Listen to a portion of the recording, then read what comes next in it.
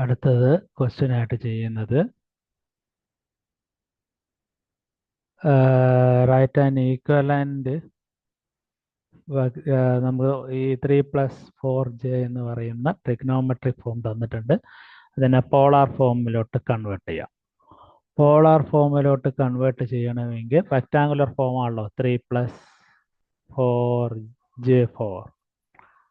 അപ്പോൾ അതിൻ്റെ മാഗ്നിറ്റ്യൂഡ് ആദ്യം കണ്ടുപിടിക്കാൻ √3² + 4². √9 + 16. √25.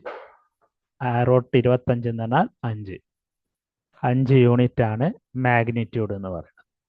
സ്ലോപ്പ് അല്ലെങ്കിൽ ഇൻക്ലനേഷൻ എന്ന് പറയുന്നത് tan ഇൻവേഴ്സ് 4/3 ആണ്.